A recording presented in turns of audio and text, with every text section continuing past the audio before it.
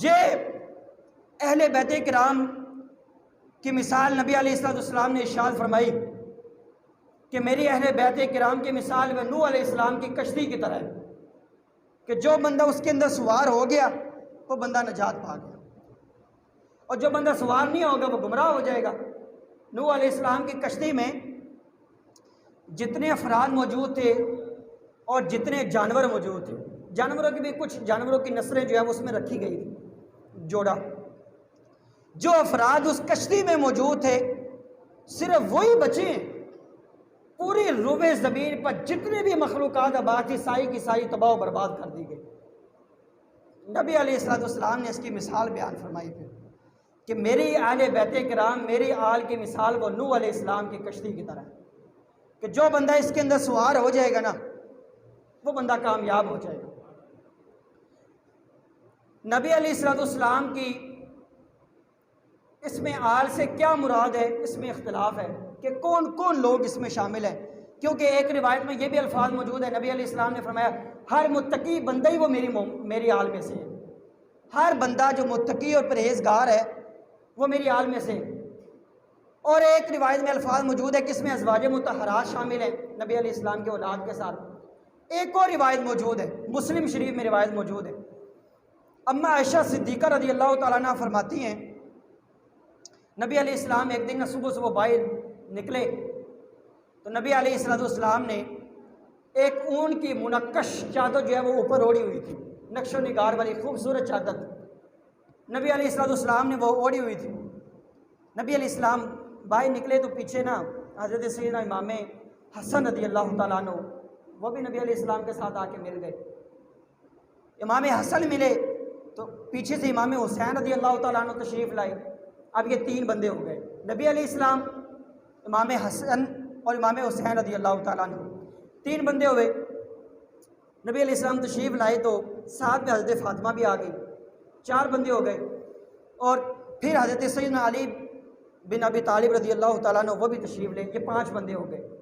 نبی علیہ السلام نے اپنی چادر کے اندر ان کو چھپایا اور نبی علیہ السلام نے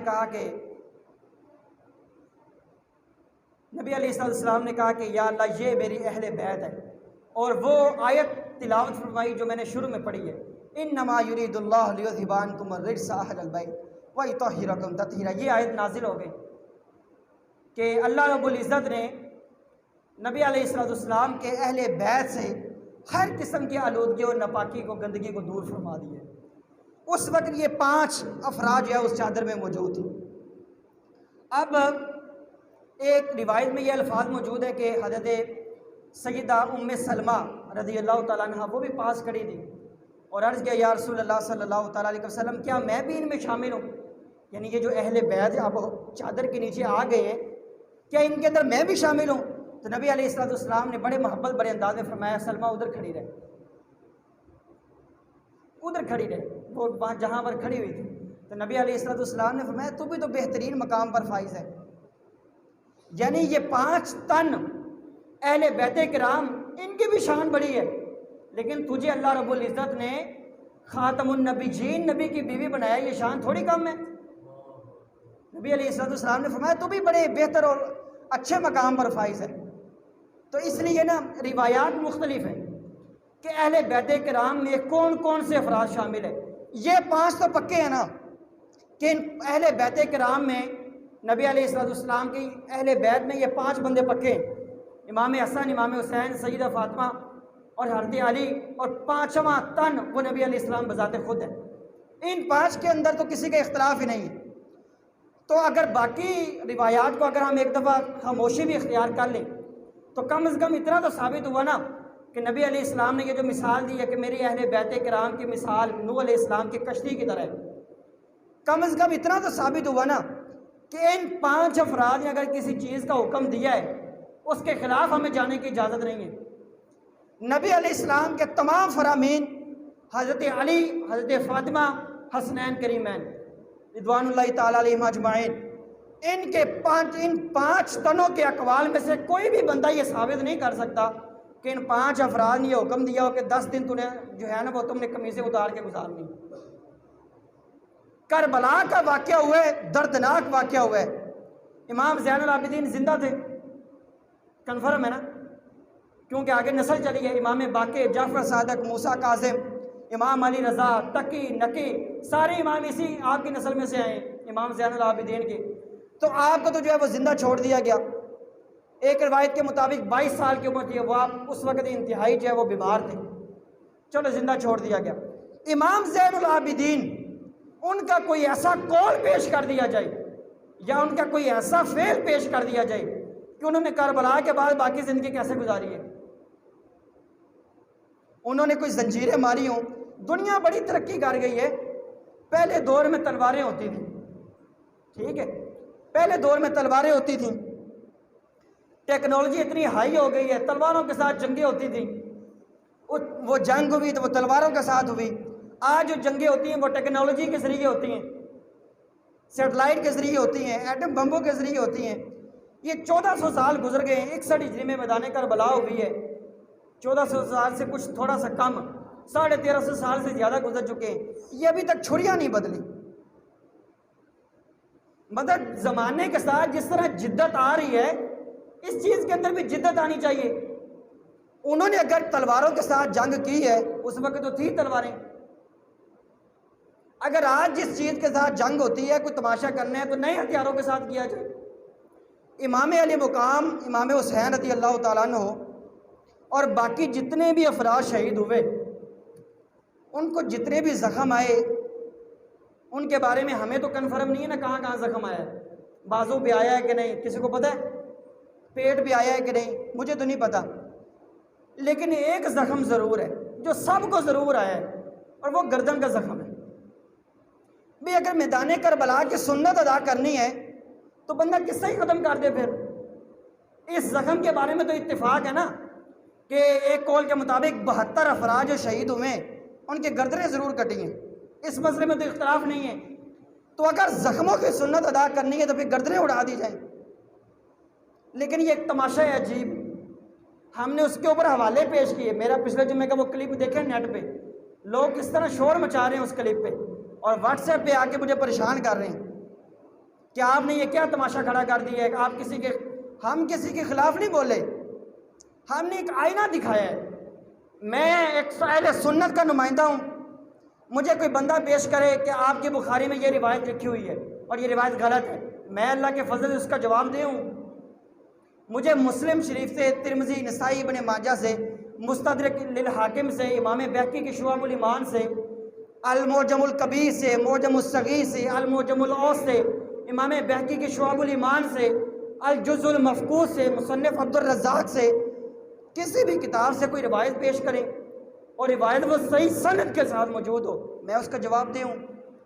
ہم نے ایک آئینہ دکھایا ہے کہ ایک چیز جو ہے وہ غلط ہے، وہ ہماری کتابوں میں بھی لکھا ہوا ہے، وہ آپ کی کتابوں میں بھی لکھا ہوا ہے غلط ہے، اس کے باوجود ایک چیز کو پروان چڑھانا یہ عقل سے باہر ہے، سمجھ سے باہر ہے کہ ایک چیز آپ کے گھر میں بھی غلط ہے، ایک چیز ہمارے گھر میں بھی غلط ہے، تو کیوں اس چیز کا تماشا کیا جاتا ہے؟ یہ 10 محرم الحرام کی رات شروع ہو چکی ہے، کسی بھی قسم کی ایسی ایکٹیویٹی میں مبتلا نہ ہو جو آپ کو، جس چیز کی اجازت آپ کو دین اسلام نہیں دیتا، ٹھیک ہے؟ یار اللہ رب العزت کا یہ دین جو آخری دین ہے، اس کے بعد ذرا کوئی نئی شریعت تھوڑا نازل ہونی۔ نبی علیہ السلام کا نے ایک دفعہ لشکر گزرا، وہاں پر ایک کتیاں نے بچے دیے ہوئے تھے، میں آپ کو بڑے ٹھنڈے دل سے سمجھاتا ہوں۔ نبی علیہ السلام نے اپنے صحابہ کرام کو کھڑا کر دیا کہ ادھر کھڑے ہو جائیں، لشکر نے گزرنا ہے، اس بے زبان جانور کو نا کوئی تکلیف نہ پہنچے۔ مطلب ایک کتی کے بچے کو بھی نبی علیہ السلام نے تکلیف پہنچانے کی اجازت نہیں دی۔ اسی طرح ایک حدیث میں ہے، نبی علیہ السلام ایک دفعہ سفر میں تھے تو ایک صحابی رسول نے نا فاختہ کے بچے پکڑ لیے، دوسری روایت میں الفاظ موجود ہے کہ کبوتری کے بچے پکڑ لیے، کبوتری کا لیں، فاختہ کا لیں، اور ایک روایت میں چڑیا کے الفاظ موجود ہیں، جو بھی جانور ہو انہوں نے وہ بچے پکڑے، اس کی ماں آئی، وہ پھڑپھڑانا شروع ہو گئی، نبی علیہ السلام تشریف لائے، نبی علیہ السلام نے فرمایا کہ اس جانور کے بچوں کو واپس دے دے، اس کی ماں کو تکلیف ہو رہی۔ مطلب ایک جانور کو بھی تکلیف دینا نبی علیہ السلام کے اس دین میں موجود نہیں. ایک کتیا کو بھی دین اسلام کے اندر جو ہے وہ تکلیف دینے کی اجازت نہیں ہے. اسی طرح موذی جانور ہوتے ہیں، ان کو جلانے کی اجازت نہیں ہے، کیونکہ جلانے کا اختیار دوزخ کے اندر اللہ رب العزت کے پاس ہے بس، یا عالم برزخ میں ہو جانا ہے. یہ صرف اللہ رب العزت کی خصوصیت ہے کہ اللہ رب العزت جلانے کا عذاب دیتا ہے، دے سکتا ہے، دوزخ میں دے گا. تو ایک جاندار کو، بے زبان جانوروں کو بھی، کیڑے مکوڑوں موذی جانوروں کو جلانے کی اجازت نہیں ہے. کیوں؟ بے زبان جانور کو تکلیف ہوگی. ہم قربانی کرتے ہیں، شریعت کیا کہتی ہے کہ چھری پہلے ہی تیز کر لی جائے، اور جانور کے سامنے تیز نہیں کرنے. جانور کے سامنے تیز نہیں کرنے. کیوں؟ جانور بلا وجہ تکلیف میں مبتلا ہو جائے گا. وہ دیکھے گا کہ میرے سامنے چھریاں تیز کر رہے ہیں، ابھی مجھے ذبح کر دے گا. اسی طرح چھری اچھی طرح تیز ہو، کیوں؟ اگر اس میں دندانے موجود ہوں گے یا تیز نہیں ہوگی، اس بے زبان جانور کو تکلیف ہوگی. جو دین اسلام بے زبان جانوروں کو تکلیف دینے کی اجازت نہیں دیتا، وہ انسانوں کو چھریاں مارنے کی اجازت دیتا ہے. میں بڑے ٹھنڈے دل سے پوچھتا ہوں، سوشل میڈیا پر کلپ وائرل ہوگا، کوئی بندہ سوشل میڈیا پر جواب دے دے کہ یار نبی علیہ السلام کے کسی صحابی نے، یا نبی علیہ السلام نے خود، یا پہلے ہی امتوں میں کسی نبی نے اس کام کی اجازت دی ہو.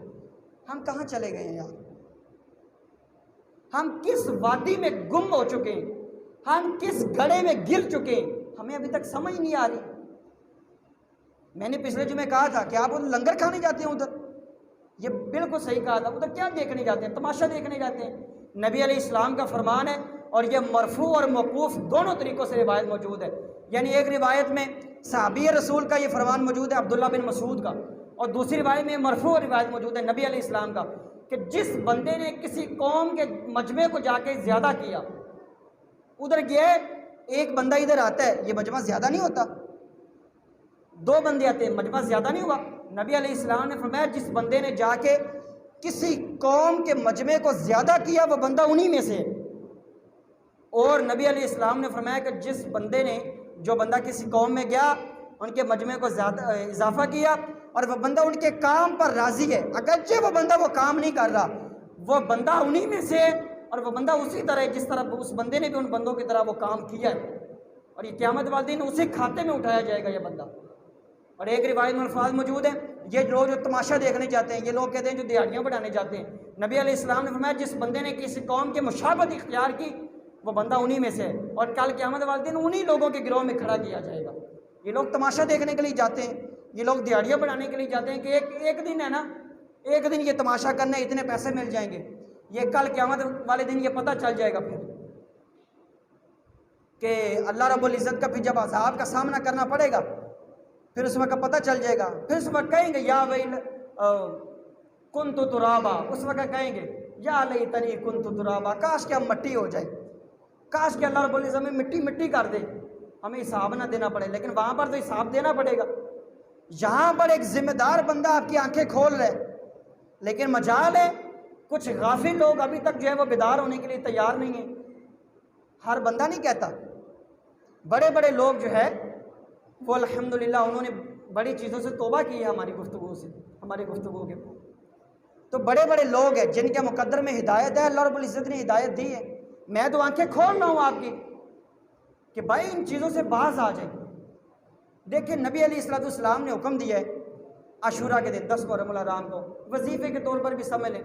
نبی علیہ السلام نے ارشاد فرمایا کہ جو بندہ عاشورہ کے دن اپنے گھر والوں پر خرچ کرنے میں فراخی اختیار کرتا ہے نا، گھر والوں پر کشادگی کرتا ہے، گھر والوں کو زیادہ سے زیادہ ان پر جو ہے وہ کھانا پانی پیش کرتا ہے. اب اس کو آسان الفاظ میں جو مرضی کے لے، گھر والوں پر زیادہ خرچہ کرتا ہے عاشورہ کے دن، نبی علیہ السلام نے فرمایا اللہ پورا سال اس بندے کے رزق کے اندر برکت نازل فرما دیتا ہے. یہ کام کریں آپ لوگ کہ جو نبی علیہ السلام نے جس چیز کا حکم دیا ہے کہ نبی علیہ السلام نے گھر والوں پر وسعت کشادگی کا حکم دیا ہے.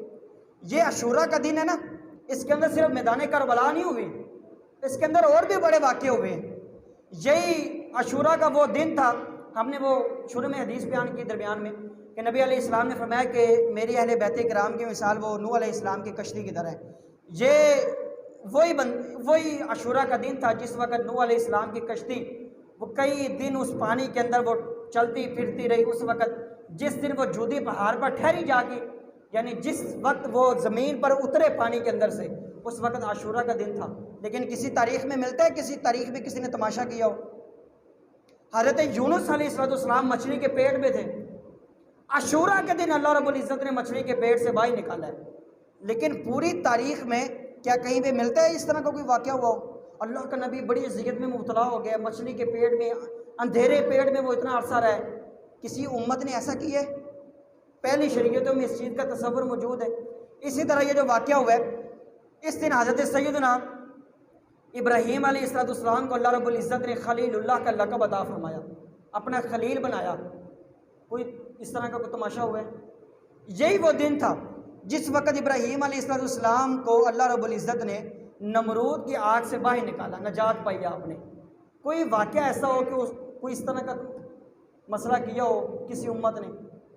اسی طرح عاشورہ کے دن اللہ رب العزت نے حضرت عیسیٰ علیہ السلام کو آسمانوں پر اٹھا دیا. کسی نے واقعہ کیا ہو؟ یہی عاشورہ کے دن اللہ رب العزت کے جلیل القدر پیغمبر حضرت سیدنا ادریس علیہ السلام، ان کو آسمانوں پر اٹھایا گیا. کوئی واقعہ ہوا ہو؟ کچھ بھی نہیں. اسی طرح اسی عاشورہ کے دن، بلکہ عاشورہ کے دن تفسیر جلالین میں تو وضاحت موجود ہے کہ یہ ان کا یوم زینت کا دن تھا، عید کا دن تھا. کیونکہ وہ ان کی عید کا دن جو ہے بنی اسرائیلیوں کا وہ یوم عاشورہ تھا. یوم عاشورہ کے دن 10 محرم الحرام کو اللہ رب العزت نے بنی اسرائیلیوں کو موسیٰ علیہ السلام سمیت فرعون کے لشکر سے نجات عطا فرمائی. اور اسی عاشورہ کے دن جو ہے اللہ رب العزت نے فرعون کو اس کے لشکر سمیت غرق کر دیا. کوئی تماشا ہوا ہو؟ کچھ بھی نہیں ہوا. تو یہ عاشورہ کا جو دن ہے یہ صرف ایک واقعے کی یاد نہیں ہے، یہ بہت بڑے واقعات کی یاد کو تازہ کرتا ہے. لیکن ہم کیوں اپنے آپ کو اذیت میں مبتلا کرتے ہیں؟ میں وہ پچھلے جمعے کی طرح وہ بیان اس لیے نہیں کر رہا، مجھے ایک مفتی صاحب نے منع کیا ہے اس طرح کا بیان کرنے سے، کیونکہ آج کل یہ وہ تماشا کھڑا ہوا ہے تو وہ نہ کوئی میرے بارے میں کوئی مسئلہ بن جائے. ورنہ اگر کوئی بندہ دلائل دیکھنا چاہے، کوئی بندہ ہمارے دلائل کا سامنا کرنا چاہے، کوئی بندہ ہم سے مقابلہ کرنا چاہے، اور کوئی بندہ ان حوالہ جات کو جن کو میں نے پیش کیا ہے کوئی غلط ثابت، قیامت تک کوئی بندہ غلط ثابت نہیں کر سکتا. کیونکہ میں نے کون سا اپنے دماغ سے پیش کیے؟ میں تو اصل کتابیں دکھائی ہیں، ان کی اصل عکس دکھائیں. تو اس لیے بڑے تحفظات ہیں، وہ صرف ایک مخصوص غلطی کی نشاندہی کرنے کے لیے میں نے اس طرح کا بیان کیا تھا. لیکن وہ بیان آپ سنیں، کسی بھی بندے کو وہ سینڈ کریں اور کہیں کوئی بندہ دلائل کے روشنی میں ان دلائل کا جواب دے دے، میں اس کے لیے تیار ہوں. لیکن اللہ کے فضل سے ہمارے دلائل کا کوئی جواب نہیں دے سکتا. اس لیے ایسے قصہ گو خطیبوں سے بھی آپ لوگ باز آ جائیں. لوگ مجھے تو پتہ ہے، میں اپنا ذاتی تجربہ بیان کرتا ہوں، اس کے بعد گفتگو ختم کرتے ہیں. ایک جگہ بیان کے لیے گیا، اب نشانی کے لیے بیان کر سکتا ہوں کہ آپ یہاں فیروز پور روڈ سے نکلیں ضلع قصور تک، اس درمیان میں کوئی جگہ ہے، وہاں پر قصہ گو قصے کہانیاں بیان کرنے والے مولوی صاحبان بلائے ہوئے تھے. آپ لوگ بھی ایسے لوگوں کو بلانے سے گریز کریں. میں وہاں پر بیان کے لیے گیا تو مجھے میرے بھائی ساتھ ہے ڈرائیور کے طور پر، وہ مجھے رستے میں کچھ بتا رہے تھے تو میں نے کہا نہیں یار ایسا کیسے ہو سکتا ہے کہ وہاں پر چرس نشہ افیم جو ہے وہ سریعام لوگ پی رہے ہیں ساتھ میں. میں نے کہا یار ایسا کیسے ہو سکتا ہے؟ ہمارا ایک معیار ہے، ہمارے نام کے ساتھ ایک مخصوص لقب لگتا ہے. میں نے کہا ایسا کیسے ہو سکتا ہے کہ یار لوگ ایسے لوگوں کو ایسی جگہوں پہ بلا سکتے ہیں؟ گدی نشین نے بلایا، میں گیا، میں جلسہ گاہ میں نہیں گیا. میں نے اپنے بھائی کو کہا کہ گاڑی ادھر لے کے جائیں جس کے بارے میں آپ نے مجھے بتایا. گاڑی لے کے گئے، اس ٹائم چل لوگ چرس پی رہے، لوگ فیم پی رہے. میں نے خود اپنی آنکھوں سے دیکھا ڈرامے بازی کر رہے. اور میں اس مجلس میں اسٹیج پہ نہیں گیا مسجدہ، میں عوام میں گیا. اور وہاں پر دیکھا کہ بس نہ ہی پوچھیں کیا سے کیا ہو رہا ہے۔ یار ان چیزوں کے دین اسلام اجازت نہیں دیتا۔ ہماری صفوں کے اندر بھی اگر کوئی بندہ ان خرافات میں مبتلا ہے نا تو وہ ہم سے خیر کی توقع نہ رکھے کہ ہم ان کے بارے میں نرم گوشہ اختیار کریں گے۔ ہم نے تو بڑے بڑے شیطانوں کو الٹا کر دی ہے، تو ہماری صفوں کے اندر اگر اس طرح کا کوئی بندہ دوگلی پالیسی کرتا ہے نا ہم اس کو بالکل بھی نہیں چھوڑیں گے۔ دین اسلام ان چیزوں کی اجازت دیتا ہے؟ بالکل بھی نہیں دیتا۔ آج ہماری عوام کی اکثریت یہ ہے، عوام ان لوگوں کو پسند کرتی ہے جو دوڑے مائیے سناتے ہیں، جو طرزے لگا لگا کے۔ میرا اور ایک بندے کے ایک جگہ بیان تھا ربیع الاول شریف میں، پچھلے ربیع الاول میں، غالباً 16 ربیع الاول تھی یا 22 ربیع الاول۔ میں نے بیان کیا، انہوں نے کہا بیٹھے رہے، میں بیٹھا رہا۔ اس بندے کا بیان سنا میں نے، اس بندے نے اتنے کفریات بولے بیان کے اندر، اور بندہ اہل سنت کے سٹیج پہ بیٹھا ہوا ہے۔ میں نے نا، حالانکہ میں کبھی اس طرح کرتا نہیں ہوں، ایک بات کی تو میں نے اس کا ہاتھ پکڑا، میں نے کہا بھی سمجھ جائے گا۔ دوسرا بولا تو میں نے اس کا ہاتھ پکڑا، وہ باز نہیں آیا۔ تیسرا بولا تو میں نے اسپیکر پیچھے کر دیا۔ میں نے اس پہ کہا، میں نے کہا اگر یہ بندہ ابھی اس مسئلے میں میرے ساتھ مناظرہ کرنا چاہے تو کر لے۔ یار یہ بندے اتنے غیر محتاط ہو کے گفتگو کرتے ہیں۔ یہ جو کربلا بیان کی جاتی ہے نا، ہر بندہ غلط نہیں بیان کرتا، کچھ لوگ صحیح بھی بیان کرتے ہیں، کچھ لوگ یہ جو پوری منظر کشی کرتے ہیں نا یہ بڑا سنگین معاملہ ہے۔ اور اس طرح کچھ لوگ غلط روایات، موضوع روایات جو ہے وہ اہل بیت کرام کی طرف منسوب کر دیتے ہیں۔ میدان کربلا میں یہ ہو گیا، وہ ہو گیا، فلانا ہو گیا، حالانکہ ان روایات کا دور نہ جائیں، 200 سال پہلے کی کتابوں میں وجود ہی نہیں ملتا۔ ایک بندہ 14ویں صدی میں، 13ویں صدی میں پیدا ہو رہا ہے، وہ بندہ اپنی کتاب میں واقعہ لکھ رہا ہے، بھائی اس کا ثبوت تو دے نا کہ آپ نے واقعہ کہاں سے لیے۔ اور وہ واقعہ 1200-1300 سال کی تاریخ میں موجود ہی کوئی نہیں ہوتا۔ ہمارے لوگ اس کے اوپر پیسے پھینک رہے ہوتے ہیں، ہمارے لوگ دیوانہ وار ادھر رو رہے ہوتے ہیں، ان کے ہاتھ چوم رہے ہوتے ہیں، پتہ نہیں کیا سے کیا ڈرامے ہو رہے ہوتے ہیں۔ ہم اس چیزوں کے قائل نہیں ہیں۔ آپ لوگ نا علم اور تحقیق کے میدان میں نکلیں، اب تحقیقی میدان میں اتریں۔ بڑا آپ لوگوں کو جاہل خطیبوں نے، اور بڑا آپ لوگوں کو جاہل لوگوں نے نا وہ گمراہ کر دیے، ان چیزوں سے نکلیں اب۔ ایک بندہ واقعہ بیان کرتا ہے، ایک عورت تھی، نبی علیہ السلام کے اوپر وہ کوڑا پھینک دی تھی۔ نبی علیہ السلام کے اوپر ایک دن کوڑا نہ پھینکا تو نبی علیہ السلام گھر میں پوچھنے کے لیے چلے گئے۔ ایک بندے کے ساتھ میرا سامنا ہوا، اس نے یہ روایت پیش کی، میں نے کہا یار یہ غلط بات نہ کریں، غلط بات نہ کریں۔ کس عورت نے نبی علیہ السلام کے اوپر کوڑا پھینکا ہے؟ آپ یہ سمجھتے ہیں کہ نبی علیہ السلام کے اوپر کوڑا پھینکا جاتا رہا، صحابہ کرام خاموش تھے؟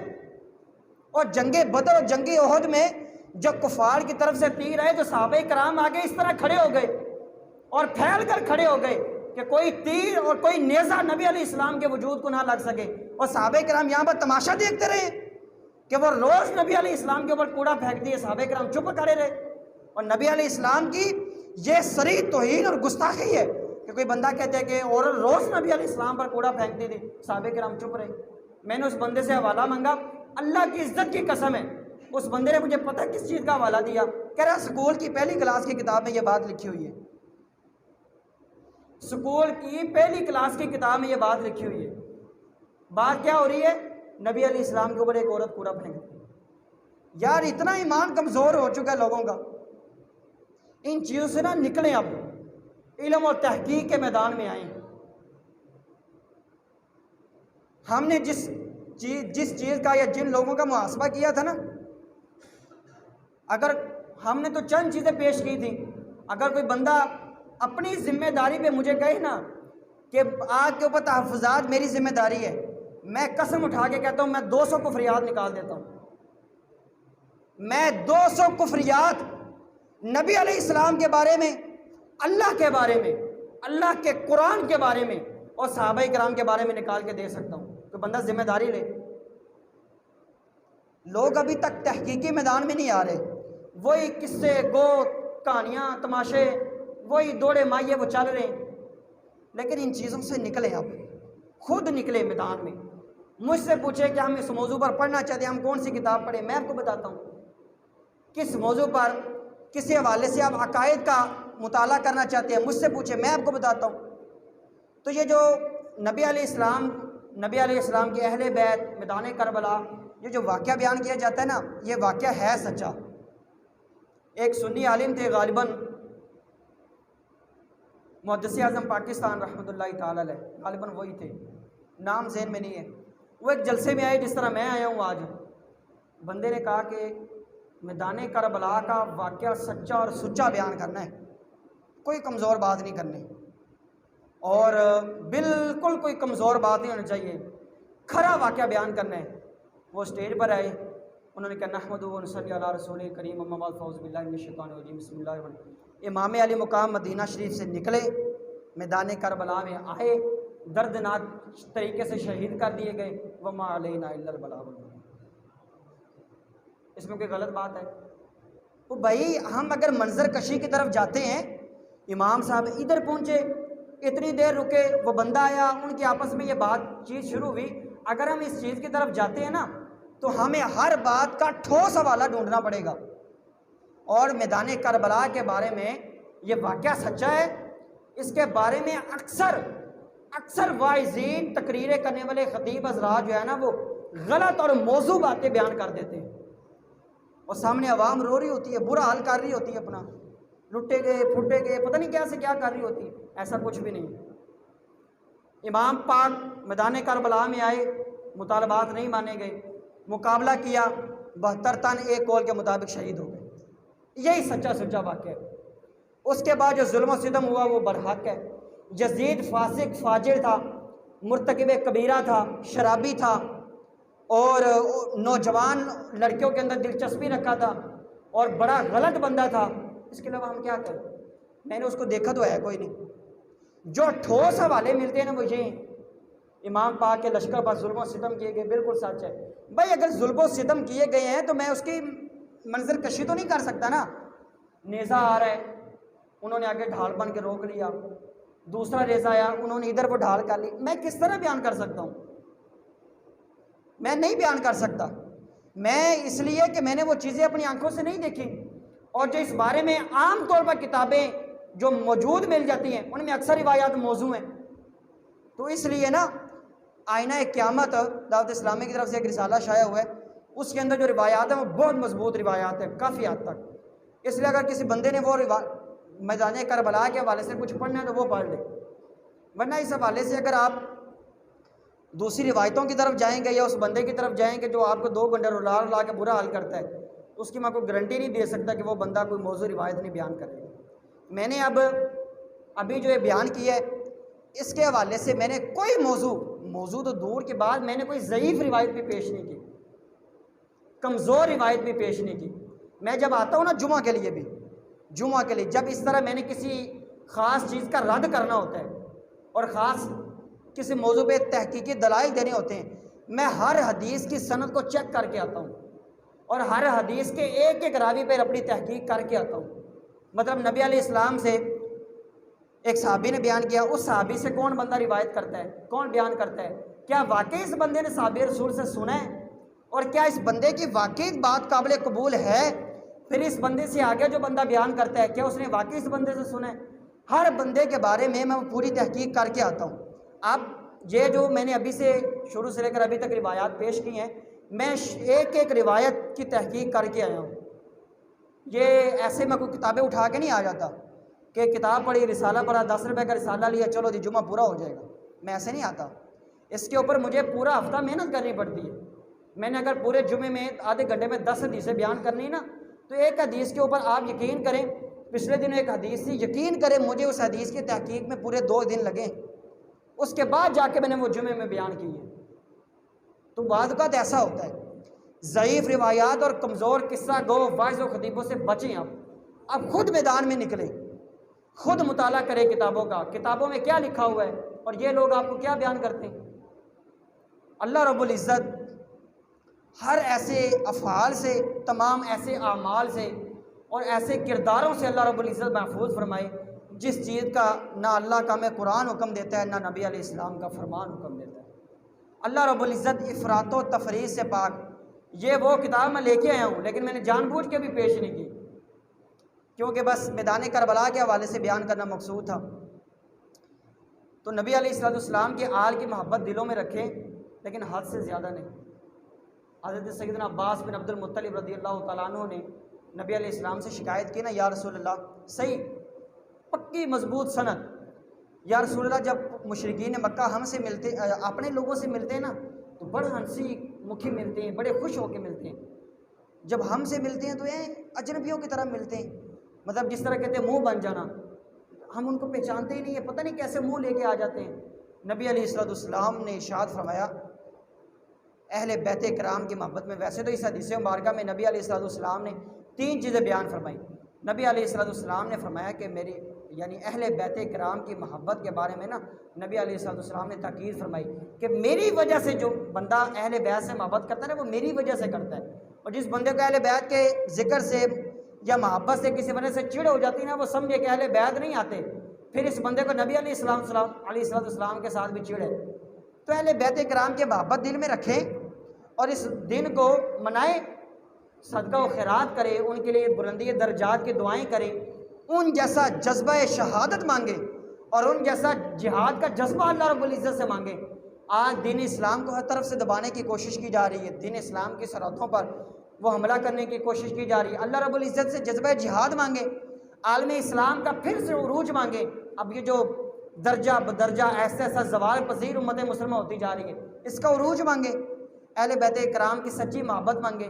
تو دلوں میں کھوٹ رکھنے کی ضرورت نہیں ہے، 2 کشتیوں میں پاؤں نہ رکھیں، ہم اہل بیت کرام کے ساتھ ہیں اور ہم حسینی ہیں، یزیدی نہیں ہیں۔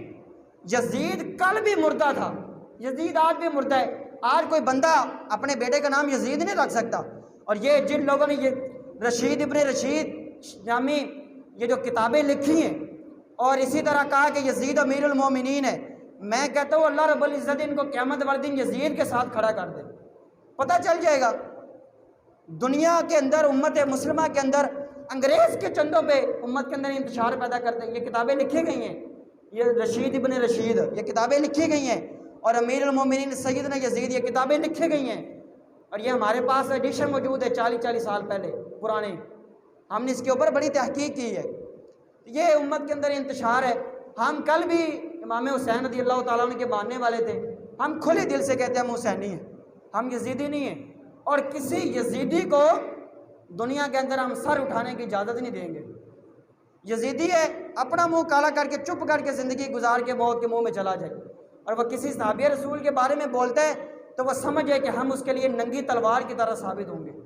جس بندے نے حسینیت پہ حملہ کرنے کی کوشش کی یا نبی علیہ السلام کے کسی بھی صحابی رسول پر حملہ کرنے کی کوشش کی، تو اس لیے میدان کربلا کے اس واقعے کو، اور جس دن یہ واقعہ ہوا ہے، اس میں صدقہ و خیرات کے ذریعے جو ہے نا وہ اس دن کو گزارنے کی کوشش کریں۔ ان کی پاکی کا خدائے پاک کرتا ہے بیان، آیا تطہیر سے ظاہر ہے شان اہل بیت، بے ادب گستاخ فرقے کو سنا دے اے حسن، یوں کہا کرتے ہیں سنی داستان اہل بیت۔